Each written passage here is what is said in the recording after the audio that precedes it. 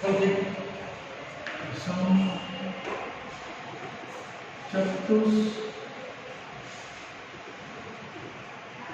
चतुष्फलकीय स्फटिक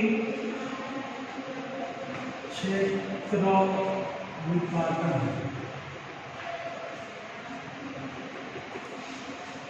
હવે આગળ મુજબ કે અષ્ટફલકીય અને સમતલીય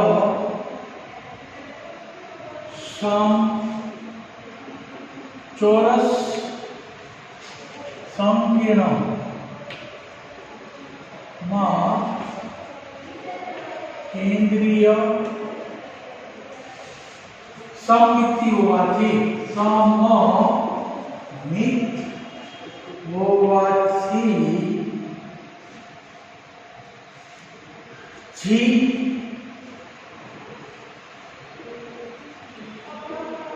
पदार्थ तरीके लेवामां आवे छे। એટલે કે अष्टफलकीय संकीर्ण समतलीय समचोरस ना केंद्रीय सममिति હોય એટલે કે કેન્દ્ર સાથે સમમિતિ ધરાવે એટલે એના માટે નીચી કક્ષા અને ઉચ્ચ કક્ષાની ઊર્જા E2G અને EG G પદાર્થ તરીકે લેવામાં આવે ત્યારે સમચતુષ્ફલકીય જ્યારે સમચતુષ્ફલકીય સંકીર્ણ असममित होवाथी G पदाक्षर लेवामां आवतो નથી। એટલે કે સમચતુષ્ફલકીય સંકીર્ણ એની અંદર કેન્દ્રીય અસમમિતિ હોય કેન્દ્રીય સમમિતિ હોવાથી એની અંદર G પદાક્ષર દર્શાવવામાં આવતો નથી। એટલે કે સમચતુષ્ફલકીય સ્ફટિક ક્ષેત્રનું વિપાટન જોયું તો અષ્ટફલકીય સ્ફટિકના વિપાટનથી ઉલટો વિરુદ્ધ દિશામાં હોય એટલે કે 3D કક્ષક dxy dyz અને dzx ક્યાં જાય ઊંચા શક્તિ સ્તરમાં હોય અને 2D કક્ષક dx2 બંધ y2 અને dz2 તો dx2 બંધ y2 અને dz2 એ નીચા ઊર્જા સ્તરમાં ગોઠવાય એને E2G તરીકે દર્શાવવામાં આવે છે।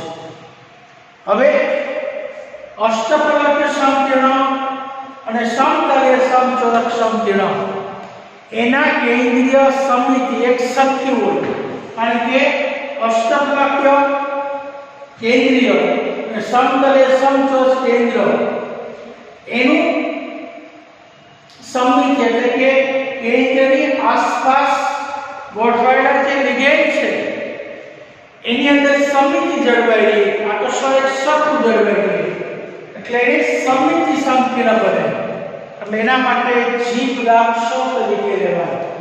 જ્યારે સમચતુષ્ફલકની અંદર સમતલમાં 3 ગોઠવાય એક ઉપર ગોઠવાય એટલે એની કેન્દ્ર સમમિતિ ધરાવતું નથી એટલે અસમમિતિ હોવાથી G પદાર્થ લેવામાં આવતો નથી તો કે G પદાર્થ લેવામાં આવતું નથી એટલે આ એનું મુખ્ય કારણ। હવે અષ્ટફલકીય સ્ફટિક क्षेत्र વિપાટન ઊર્જા ડેલ્ટા 0 કરતા સમચતુષ્ફલકીય ની ડેલ્ટા 0 ની ઊર્જા ઓછી હોય, કારણ કે અષ્ટફલકીય સ્ફટિક ક્ષેત્ર વિપાટનની ઊર્જા ડેલ્ટા 0 કરતા સમચતુષ્ફલકની ડેલ્ટા 0 ઊર્જા હંમેશા ઓછી હોય, કારણ કે નાના ક્ષેત્રની અંદર વિપાટન થાય, અષ્ટફલકમાં મોટા ક્ષેત્રની અંદર એ વિપાટન થાય. હવે સમચતુષ્ફલક માટે સમચતુષ્ફલકીય માટે ઊર્જા નો સંબંધ નીચે મુજબ છે, એટલે કે ડેલ્ટા ટી બરોબર 4 9 ડેલ્ટા 0, તેથી 9 ડેલ્ટા ટી બરોબર 4 ડેલ્ટા 0 બને, એટલે એનું મૂલ્ય ઓછું થાય. આ સમચતુષ્ફલકીય ની અંદર એની ઊર્જા વચ્ચેનો સંબંધ. તો સમચતુષ્ફલકીય સ્ફટિક ક્ષેત્ર વિપાટન અષ્ટફલકીય સ્ફટિક ક્ષેત્ર વિપાટન કરતા ઉલટું હોય છે. એટલે તમને 2 માર્ક્સનું પૂછે, અથવા તમને એની આકૃતિ, એની ડી કક્ષકની સમમિતિ, સરેરાશ ઊર્જા અને એની વિપાટન ક્ષેત્ર આકૃતિ સાથે જણાવો. આ રીતે પણ તમને પૂછી શકાય. એટલે આની અંદર તમારે આ ધ્યાન રાખવાનું કે જે વસ્તુ મુખ્ય મુદ્દો, તો પહેલું આપણે જોયું સ્ફટિક ક્ષેત્ર વિપાટન CFT, એમાં 2 પ્રકાર પડ્યા, એક અષ્ટફલકીય સ્ફટિક ક્ષેત્ર વિપાટન, બીજું સમચતુષ્ફલકીય સ્ફટિક ક્ષેત્ર વિપાટન. હવે આપણે જોઈએ કે CFT એની મર્યાદા. તો CFT ની મર્યાદા કઈ કરે છે, એટલે કે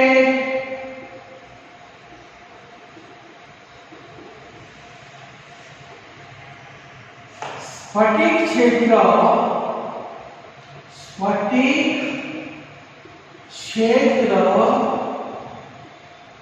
વિપાટન સિદ્ધાંતની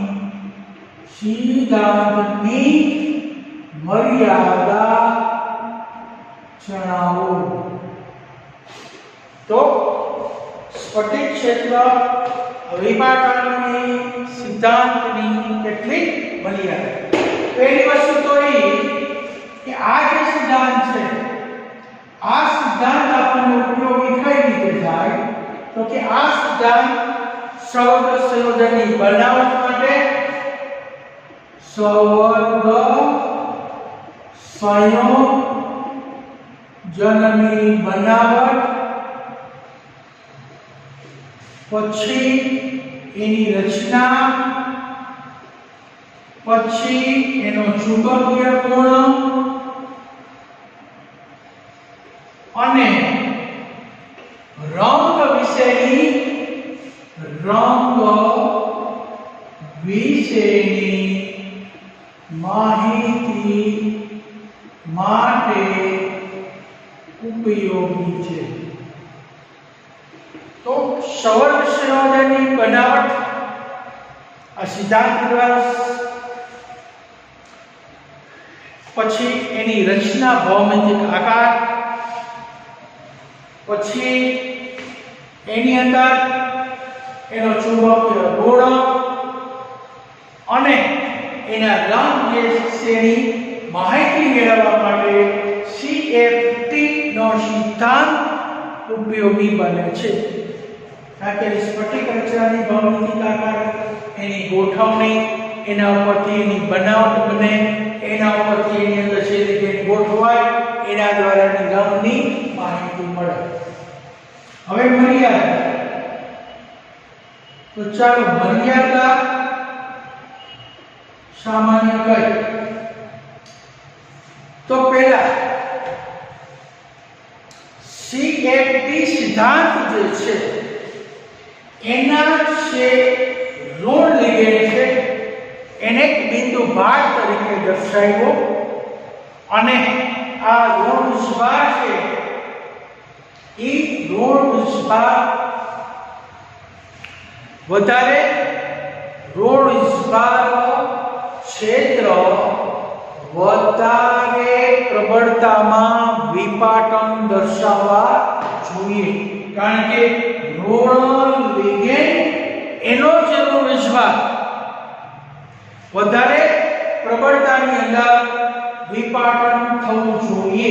કારણ કે ઋણ લિગેન્ડ છે એનો ઋણ ઉષ્મા, તો એના ઋણ ઉષ્માની પ્રબળતા વધારે પ્રબળતા એ વધારે વિપાટન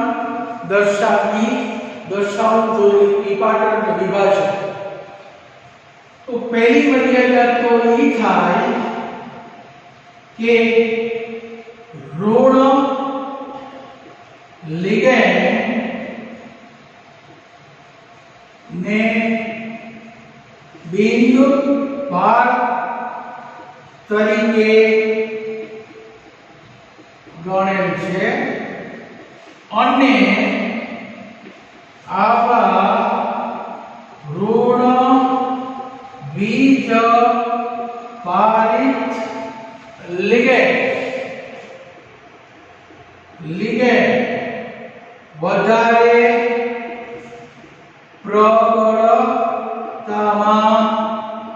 વિપાટન દર્શાવવા જોઈએ। એટલે કે ઋણ ઉષ્માયુક્ત લિગેન્ડ હંમેશા વધારે પ્રબળતામાં એનું વિપાટન બતાવવું જોઈએ। એ વસ્તુની માહિતી આ સિદ્ધાંત બતાવતો નથી, કારણ કે ઋણ લિગેન્ડ છે એનું સ્થાન વર્ણપટ શ્રેણીની અંદર છેડા ઉપર એને મૂકવામાં આવેલ છે। એટલે ઋણ ઉષ્માયુક્ત લિગેન્ડ વધારે પ્રબળતામાં ઋણ ઉષ્માયુક્ત લિગેન્ડ દ્વારા વધારે પ્રબળતામાં વિપાટન દર્શાવવા જોઈએ। એટલે વધારે વિપાટન થવું જોઈએ। ઋણ લિગેન્ડ દ્વારા જે વિભાજન થાય છે એ જ્યારે ધાતુ સાથે ઋણ લિગેન્ડ જોડાય તો એની અંદર એની વિપાટનની પ્રબળતા વધારે હોવી જોઈએ, એવી માહિતી આમાં આપતું નથી। બીજું કે મોટા ભાગના ઋણ બીજ ભારિત લિગેન્ડો બીજ રાસાયણિક શ્રેણીના છેડાના સ્થાને દર્શાવેલા છે। કારણ કે મોટા ભાગના ઋણ ઉષ્માયુક્ત લિગેન્ડ છે એ છેડાના સ્થાને દર્શાવેલ છે, એટલે કે નિર્બળ લિગેન્ડો જેની ચોક્કસ સમજૂતી મળતી નથી। છેડાના ભાગે તમે આવા, કારણ કે I- F- Cl-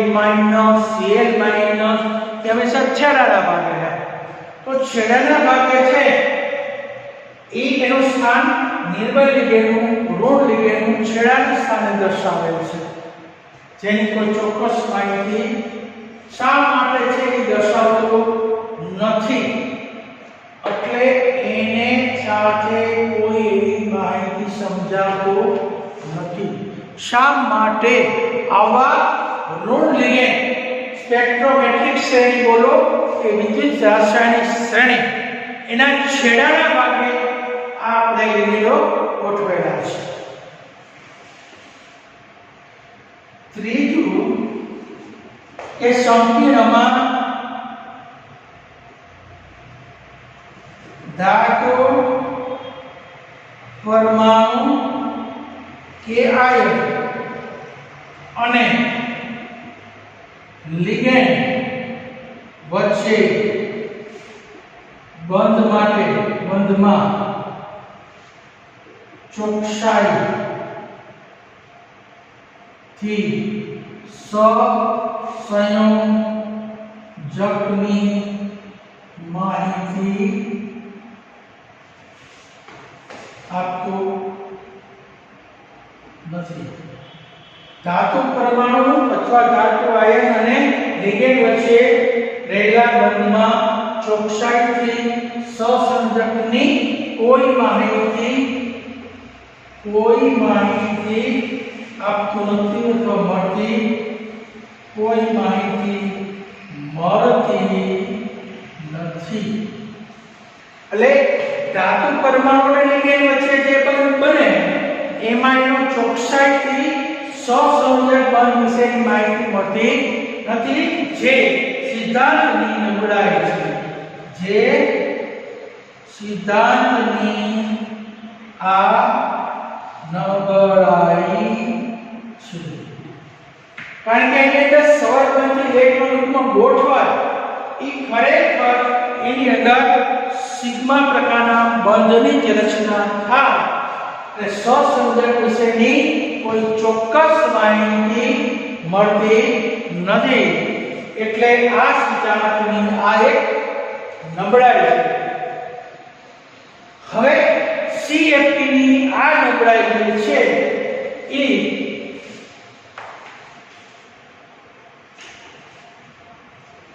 હવે ચોથું CFP ની આ નબળાઈ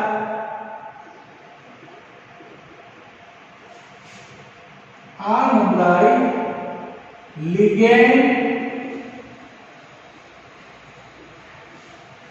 ક્ષેત્ર સિદ્ધાંત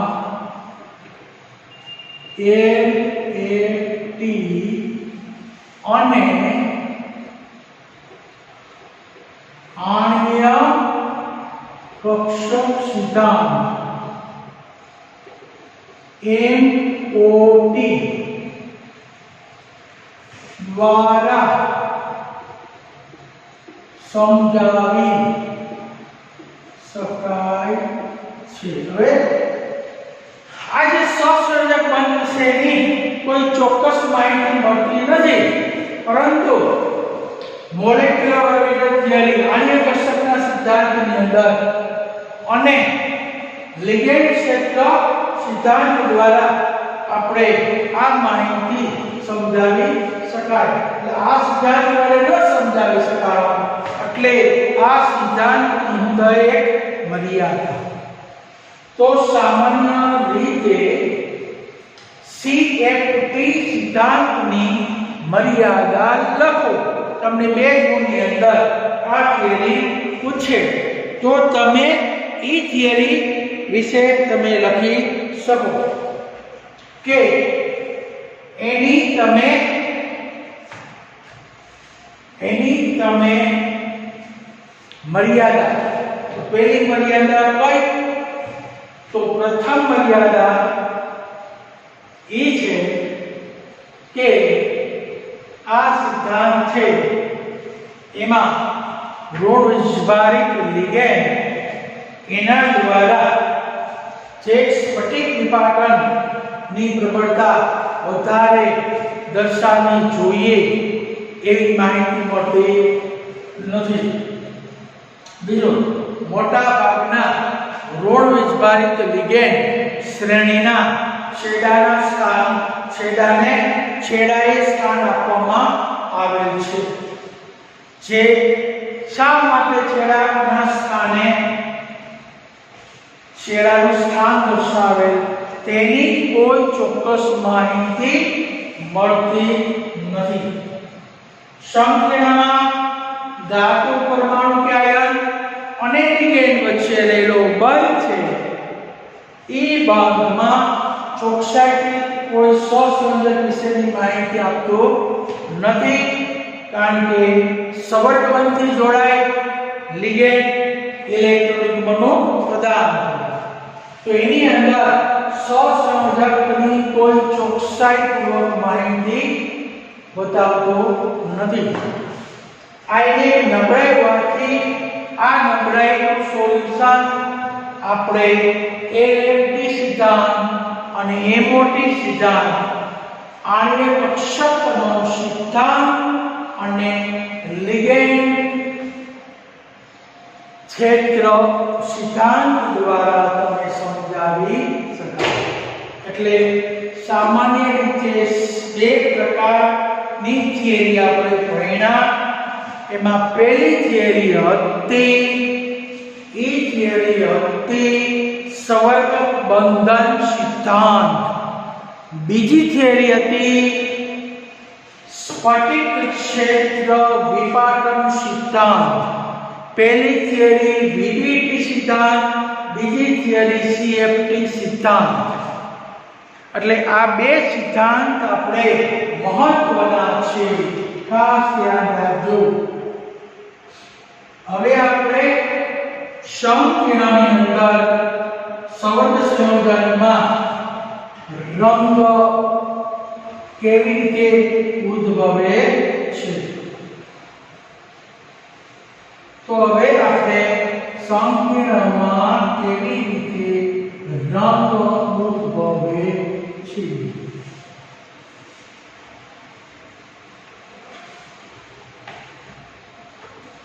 હવે સંવર્ત સંયોજનમાં રંગ સંવર્ત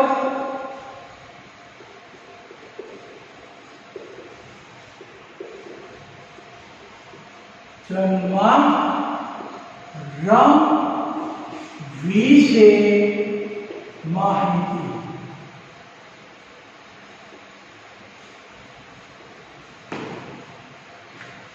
હવે આપણે જોઈએ કે શોષણ અને ઉત્સર્જન સિદ્ધાંતને આધારે કોઈ પણ પદાર્થ હોય, કોઈ પણ સ્ફટિક હોય, એની અંદર એ રંગીન શા માટે બને તો એનો મુખ્ય સિદ્ધાંત શું છે કે એ સ્ફટિકની અંદર રહેલા જે ઇલેક્ટ્રોન છે એ નીચી ઉર્જામાં જ્યારે એના ઉપર કોઈ પણ પ્રકાશ અપાત થાય એટલે ઉર્જાનું શોષણ, શોષેલી ઉર્જાને કારણે ઇલેક્ટ્રોન નીચી ઉર્જા સ્તરમાંથી ઊંચા ઉર્જા સ્તરમાં જાય, ચોક્કસ તરંગલંબાઈની વિકિરણો ઉત્સર્જિત કરે અને એ પદાર્થ છે એની અંદર રંગ જોવા મળે તો એને કહેવાય શોષણ ઉત્સર્જન સિદ્ધાંતને આધારે।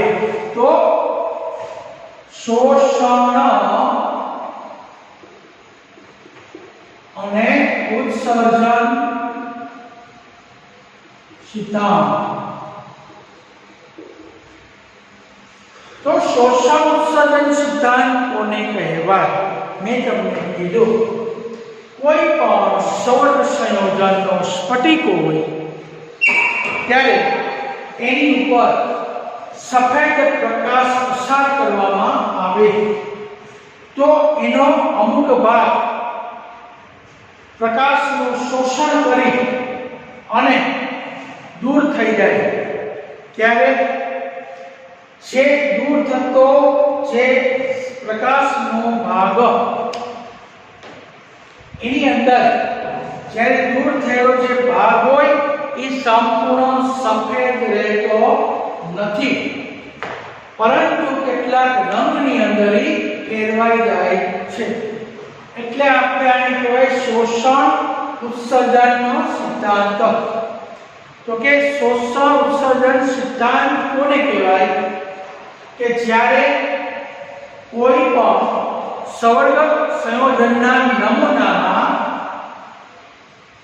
प्रकाशनो केटलो विभाग सफेद प्रकाशनो केटलो विभाग पसार करवामां आवे तो आ पसार थयेलो प्रकाशनो भाग दूर थाय छे त्यारे दूर थयेलो प्रकाशनो आ भाग सफेद रहेतो નથી પરંતુ કેટલાક રંગની અંદર ફેરવાઈ જાય છે કારણ કે સંવર્ગ સંયોજન માં જે દર્શાવેલો જે રંગ છે એ અંદર શોષિત થયેલા રંગનો પૂરક રંગ તરીકે ઓળખાય એટલે કે જે પ્રકાશનું શોષણ થાય અને જ્યારે ઉત્સર્જિત થયેલા તરંગ લંબાઈ દ્વારા જે રંગ ઉત્પન્ન થાય એ શોષેલા રંગનો પૂરક રંગ કહેવાય દાખલા તરીકે હું તમને એક સ્ફટિક બતાવું હવે એક આ પ્રકારનો સ્ફટિક છે આના ઉપર સફેદ પ્રકાશ અપાત થાય અને આ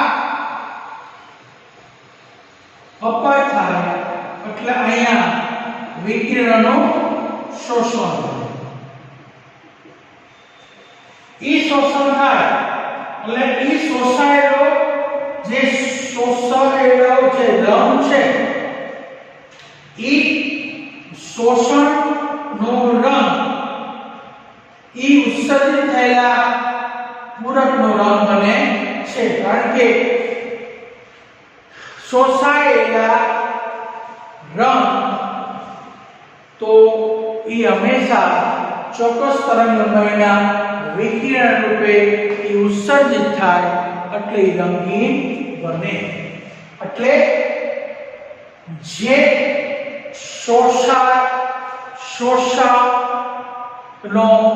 પૂરક રંગ તરીકે ઓળખવામાં આવે છે એટલે કોઈ પણ સંવર્ગ સંયોજનના સ્ફટિકમાં પ્રકાશના સફેદ પ્રકાશના કેટલાક ભાગ પસાર કરવામાં આવે તો પ્રકાશનો કેટલો સફેદ ભાગ પસાર કરીએ અને એ દૂર થાય ત્યારે એ દૂર થયેલો ભાગ સંપૂર્ણ સફેદ હોતો નથી પરંતુ રંગીન હોય છે કારણ કે સંવર્ગ સંયોજનમાં દર્શાવેલો જે રંગ છે એ શોષિત રંગનો એ પૂરક રંગ બને છે કારણ કે જો લીલા રંગનું શોષણ થાય તો લાલ રંગ છે એ ઉત્સર્જિત થાય કારણ કે શોષાયેલો રંગ એ ઉત્સર્જિત થયેલા પૂરક રંગનો ઉત્સર્જિત થયેલો જે પૂરક રંગ પ્રદર્શિત કરવામાં આવે તો આપણે જોઈએ હવે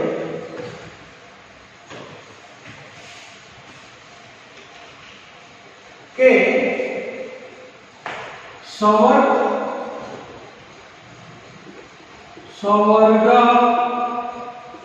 સંયોજનમાં પ્રકાશનો કેટલો સફેદ ભાગ પસાર કરી दूर કરવામાં આવે તો दूर થયેલો પ્રકાશ સફેદ હોતો નથી પરંતુ કોઈ ચોક્કસ રંગમાં ફેરવાઈ જાય છે કારણ કે સફેદ પ્રકાશ દાખલ થયો ત્યારે પ્રકાશનું શોષણ થયું. શોષેલા પ્રકાશની તરંગ લંબાઈના રૂપમાં ઉત્સર્જિત થાય એટલે એ રંગીન બની જાય. એટલે શોષાયેલો સફેદ પ્રકાશ જ્યારે દૂર થાય ત્યારે સફેદ હોતો નથી, પરંતુ કોઈ ચોક્કસ રંગની અંદર ફેરવાઈ જાય. દાખલા તરીકે લીલા રંગનું શોષણ થાય તો લાલ રંગ દેખાય છે. કારણ કે જે રંગ દેખાય એ એની તરંગ લંબાઈ ઉપર આધાર રાખે. સવર્ગ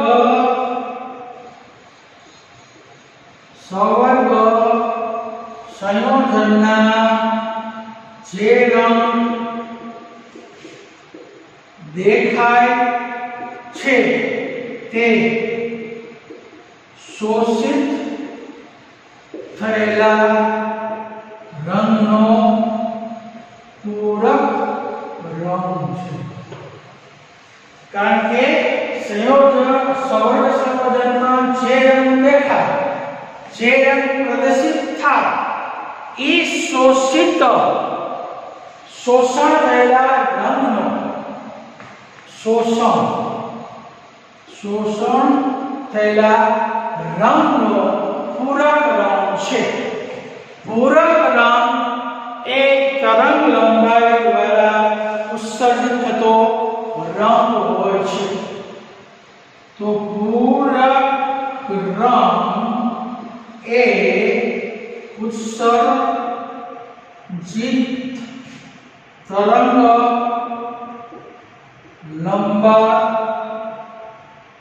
લંબાઈ દ્વારા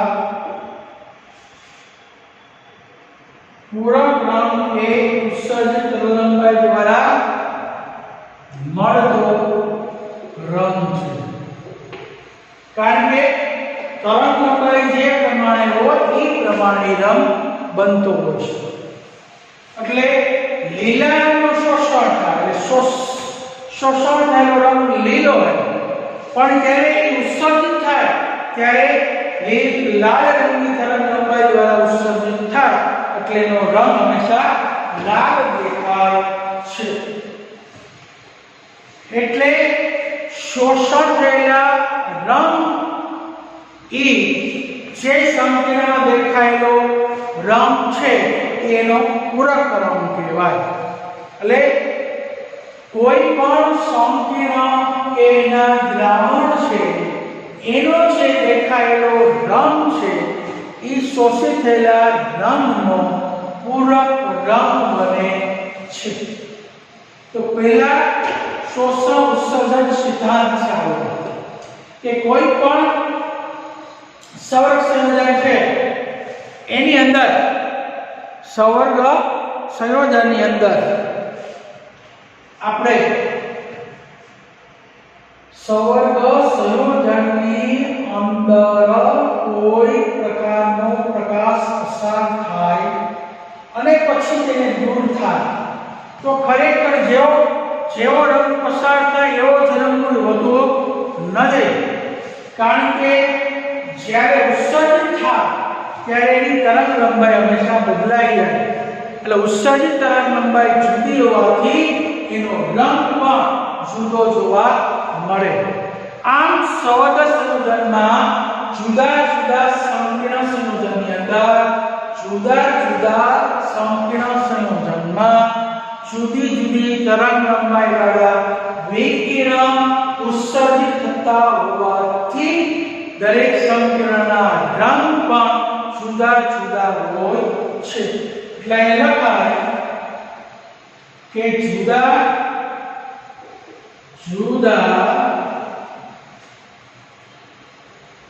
સવર્ગ સંયોજનની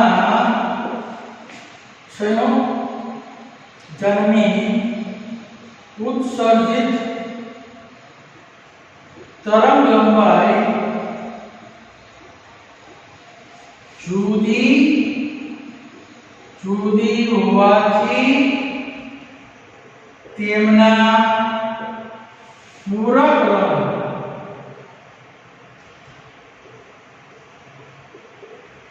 जुदा जुदा જોવા મળે છે કારણ કે સવર્ગ સંયોજનમાં જુદા જુદા ઉત્સર્જિત તરંગ લંબાઈ સવર્ગ સંયોજનમાં ઉત્સર્જિત તરંગ લંબાઈ જુદી જુદી હોવાથી તેમના પૂરક રંગ જુદા જુદા જોવા મળે છે દાખલા તરીકે વાદળી એટલે લીલા રંગનું શોષણ થાય તો ઉત્સર્જિત તરંગ લંબાઈ લાલ મળે એટલે સવર્ગ સંયોજનનો રંગ લાલ બને છે એટલે લાલ સંપૂર્ણ સંયોજન રચે છે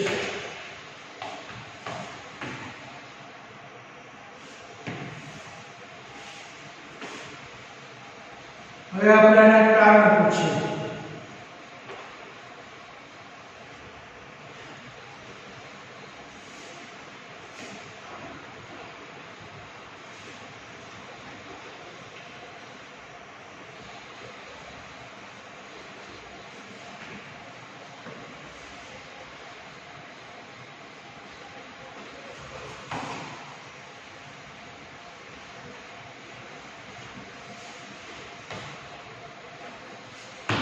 एक कारण है कि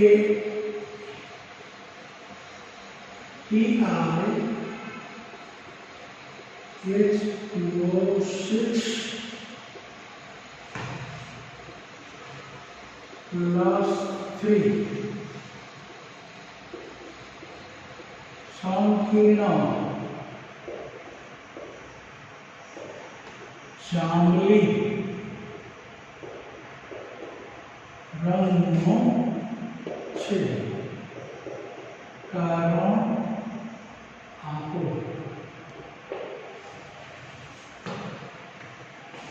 तो जांबली रंगनो छे तो एनु आपने कारण लखो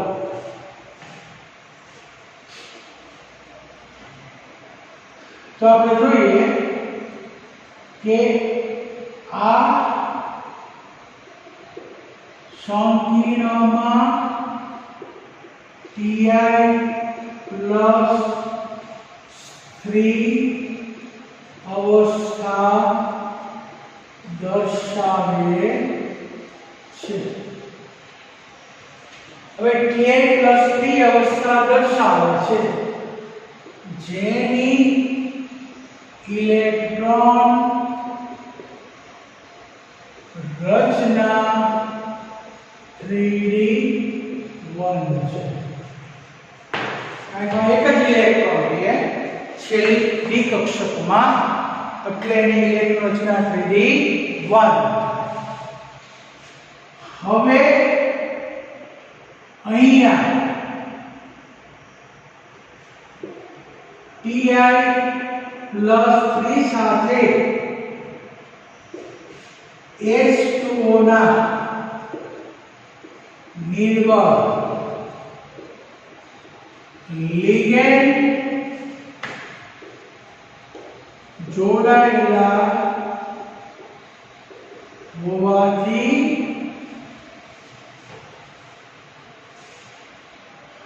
3D નો एक इलेक्ट्रॉन नीची ऊर्जा धरावती T2G कक्षकोमां ગોઠવાય છે અને ऊंची ऊर्जा धरावती EG कक्षक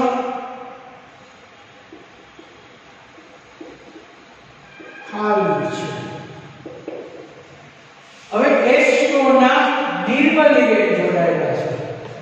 એટલે નિર્બળ ઇલેક્ટ્રોન હોય એટલે 3d નો એક ઇલેક્ટ્રોન છે એ નીચી ઊર્જા ધરાવતી T2g કક્ષકમાં ગોઠવાય છે અને ઊંચી ઊર્જા ધરાવતી કક્ષક ખાલી છે. તો ચાલો 3d1 માટે T2g1 Eg ખાલી ધરા અવસ્થા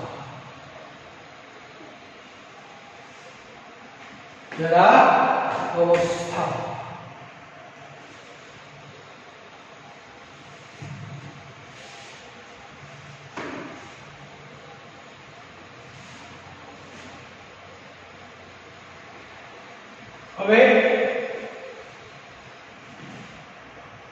આપણે જોઈએ કે 1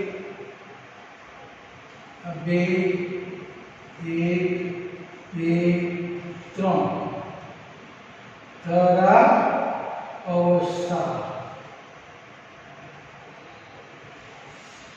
T2g Eg.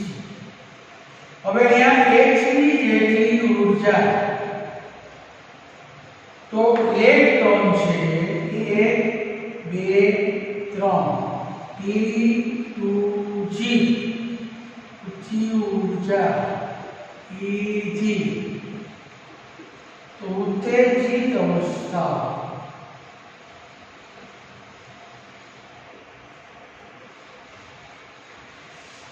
ઉત્તેજિત અવસ્થા.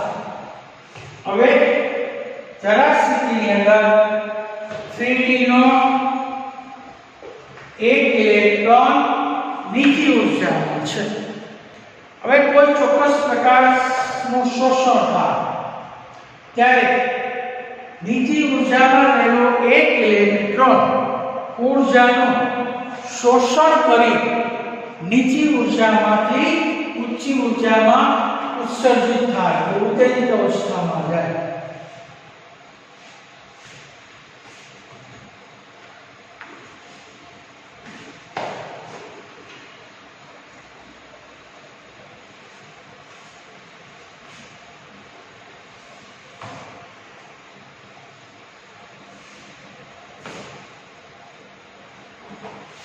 હવે જો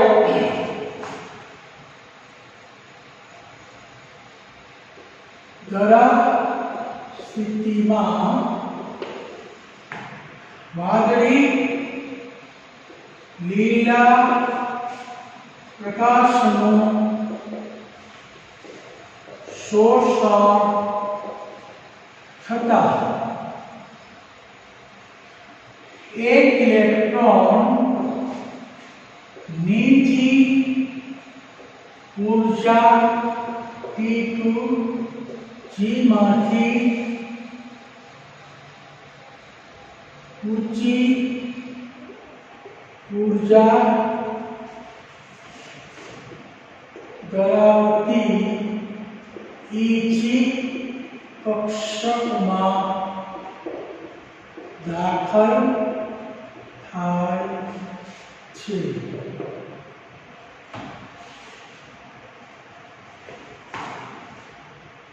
એટલે T2g ધરા અવસ્થા ગરમી તો T2g Eg1 ઉત્તેજિત અવસ્થા જાંબલી. તો અહીંયા એક ઇલેક્ટ્રોન નીચી ઊર્જામાંથી ઊંચી ઊર્જા ધરાવતી કક્ષકમાં દાખલ થાય છે અને જાંબલી રંગના વિકિરણો નું ઉત્સર્જન થતું હોવાથી જાંબલી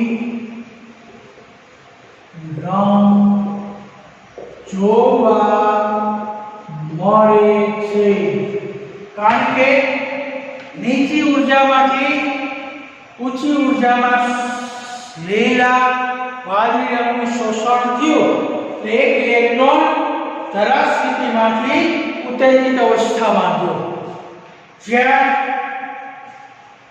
જાંબલી રંગના વિકિરણનું ઉત્સર્જન થયું જેને પૂરક રંગ કહેવાય અથી ઈ સ્ફટિક છે એ કેવો રંગનો જાંબલી રંગનો જોવા મળે છે તો જાંબલી રંગનો આ સ્ફટિક જોવા મળે છે જેને ડીડી સંક્રમણ પણ કહેવાય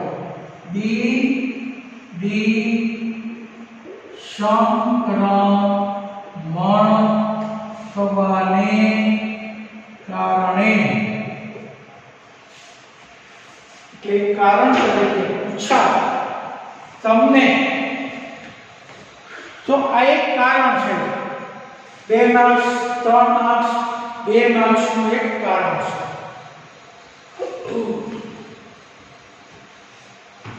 એટલે ટૂંકમાં આની અંદર સંક્રમણ થાય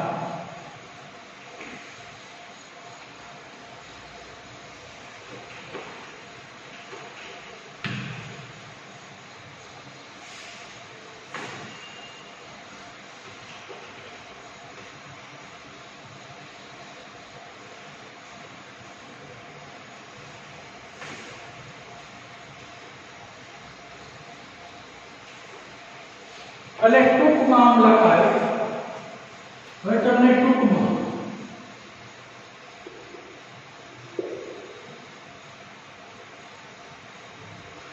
Ti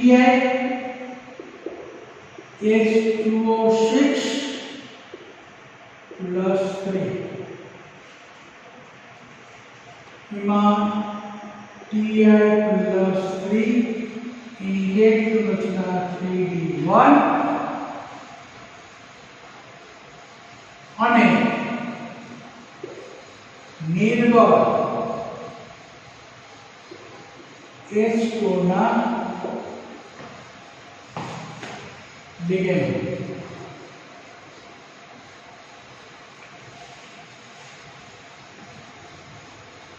આથી 3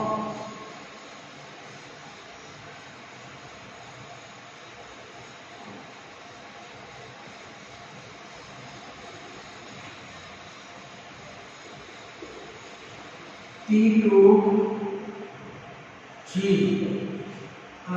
EG ધરા અવસ્થા હવે H3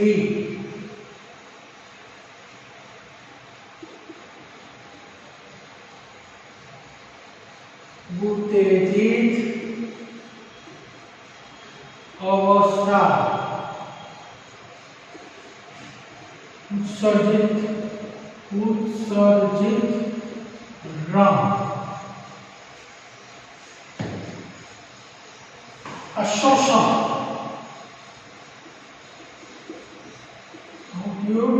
शोषण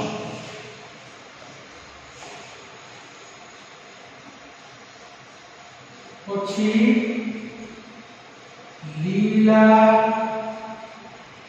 वादળી लीला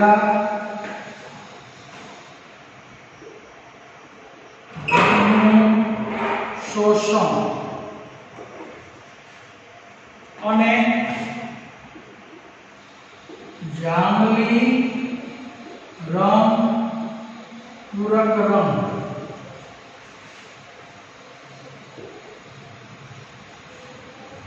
उत्सर्जित रंग એટલે કે આ રંગ છે તો બન્યો કે જાંબલી